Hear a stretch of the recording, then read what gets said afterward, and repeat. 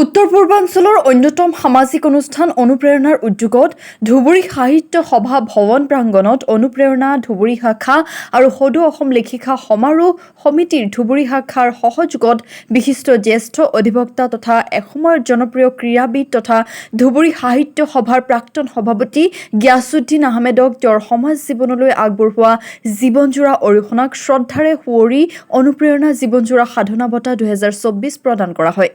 কালি সন্ধিয়া 6 বজাত ধুবুৰী সাহিত্য সভা ভৱন প্ৰাংগণত অনুষ্ঠিত গাম্ভীৰ্যপূৰ্ণ অনুষ্ঠানটিত সভাপতিত্ব কৰে ধুবুৰী সাহিত্য সভাৰ সভাপতি উদয়ন চক্ৰৱৰ্তীয়ে। বঁটাত প্ৰদান কৰা হয় এটা ফুলাম জাপি, এখন চেলেং, এখন মুগা গামোচা, শৰাই লগতে এখন আটক ধুনীয়া মানপত্ৰ। বঁটা প্ৰদান কৰে জিলা সাহিত্য সভাৰ সভাপতি উদয়ন চক্ৰৱৰ্তীয়ে।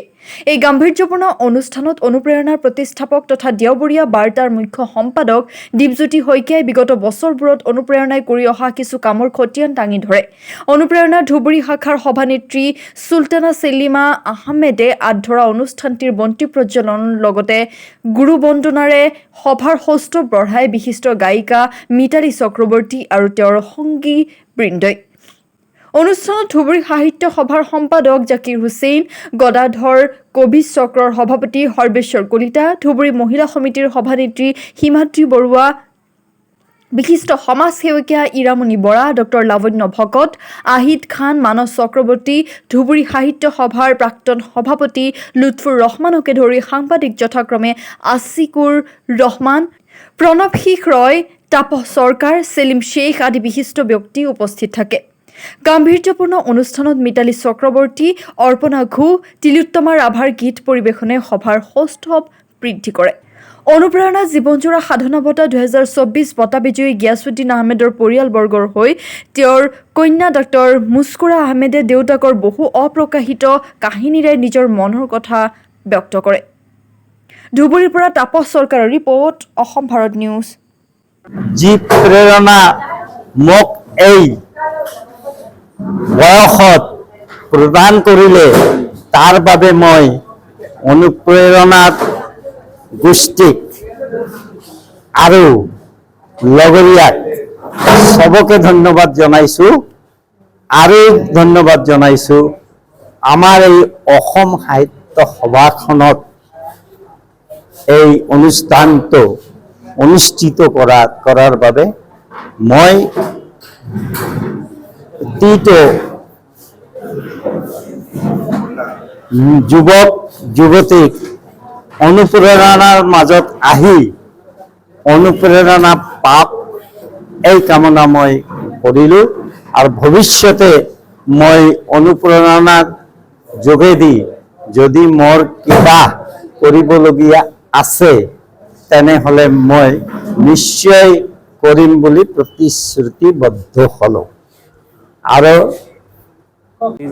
সাহিত্য সভা ভৱন প্ৰাংগণত অনুপ্ৰেৰণাৰ ফালৰ পৰা ধুবুৰী জিলাৰ বিশিষ্ট অধিবক্তা, বিশিষ্ট খেলুৱৈ, বিশিষ্ট সমাজ সেৱক আৰু প্ৰাক্তন অসম সাহিত্য সভাৰ ধুবুৰী জিলা শাখাৰ সভাপতি, লগতে এজন ক্ৰীড়াবিদ, ভাল ক্ৰীড়াবিদ, তেখেতক বিচাৰি আমি ধুবুৰীলৈ আহিছিলোঁ এদিন আৰু কথা পাতি সঁচাই খুব ভাল লাগিছিল। আৰু তেখেতৰ যিখিনি কৰ্মসূচী আছিল গোটেই জীৱনজোৰা, সেইখিনি আমাৰ নতুন জেনেৰেশ্যনৰ কাৰণে এটা প্ৰেৰণামূলক আৰু তাৰ কাৰণে আমি অনুপ্ৰেৰণাই সদায় তেনে জ্যেষ্ঠ ব্যক্তিসকলক উলিয়াই আনি আমি সন্মান তেখেতসকলক জনাওঁ, তেখেতসকলক সজীৱ কৰি ৰাখিবৰ কাৰণে তেখেতসকলক আমি ৰাজহুৱাভাৱে সন্মানিত কৰোঁ। সেয়েহে আজি আমি ইয়াতে সাহিত্য সভা ভৱন প্ৰাংগণত আমি উপস্থিত হৈছিলোঁহি আৰু সঁচাই খুব ভাল লাগিল। তেখেতক অনুপ্ৰেৰণা জীৱনজোৰা অৰিহণা বঁটা 2024 প্ৰদান কৰিবলৈ পাই সঁচাই খুব গৌৰৱ অনুভৱ কৰিছোঁ। আৰু এইটো আমাৰ ধুবুৰীত তৃতীয় পৰ্যায়। প্ৰথম পৰ্যায় আছিল আমাৰ অঞ্জলি দৈমাৰী বাইদেউক দিছিলোঁ, যিগৰাকী বড়ো কমিউনিটিৰ সাহিত্যিক আৰু লগতে তেখেত এগৰাকী শিল্পী, বিশিষ্ট শিল্পী। আৰু তাৰপিছত আমি ৰেণুপ্ৰভা হাজৰিকা গোলকুঞ্জৰ তাতো তেখেতক আমি সন্মানিত কৰিছিলোঁ ঘৰলৈ গৈ। ঠিক সেইদৰে আজি আমি ইয়াতে গোট খাইছোঁ। এইখিনি আৰু পৰৱৰ্তী পৰ্যায়ত আৰু কিছুমান কাম কৰিবলৈ আমি আগুৱাই যাম। আপোনালোকৰ দিহা পৰামৰ্শ সহায় সহযোগ বিচাৰিলোঁ যাতে আমি আগুৱাই যাব পাৰোঁ। আৰু নৱপ্ৰজন্মলৈ খালি আমাৰ অনুপ্ৰেৰণাৰ পৰা এটাই বাৰ্তা যে জ্যেষ্ঠজনক সদায় সন্মান জনাব লাগে আৰু জ্যেষ্ঠজনৰ বহুত ত্যাগ থাকে এখন সমাজ গঢ়াৰ ক্ষেত্ৰত আৰু সকলো কাম ভোকতে ফলটো নপকে কেতিয়াও সেইটো কথা সকলোৱে বুজি পাব লাগে আৰু বিশেষ যিকোনো কামৰ বিনিময়ত এজন বিশেষ ব্যক্তিৰ সদায় ত্যাগ আৰু আদৰ্শ নিহিত হৈ থাকে আৰু সেই জ্যেষ্ঠ ব্যক্তিজনৰ আদৰ্শ আৰু ত্যাগক যাতে আমি সদায় সজীৱ কৰি ৰাখিব পাৰোঁ সেইটো যাতে আমি চেষ্টা কৰিব লাগে আৰু জ্যেষ্ঠজনক সদায় সন্মানিত কৰিব লাগে আৰু আজিকালিতো বাতৰি কাকত সদায় পোৱাই যায় পিতৃক বা বাহিৰতে লাঠি চৰ কোবাই পুতেকে বা এনেকুৱা ধৰণৰ বা বাতৰি আমাক সমাজক কলংকিত কৰি ৰাখিছে সেইটো হ'ব কেতিয়াও নালাগে আৰু সেই নতুন জেনেৰেশ্যনে সদায় মুঠতে মই এইটোৱে কওঁ যে জ্যেষ্ঠজনক সদায় সন্মান কৰিব লাগে আৰু সন্মান কৰিলেহে আমি পিছৰ জেনেৰেশ্যনৰ পৰা আগতে এই সন্মানখিনি আমি পাম সেইটোৱে এটা মূল মন্ত্ৰ হিচাপে ল'ব লাগে। ধন্যবাদ।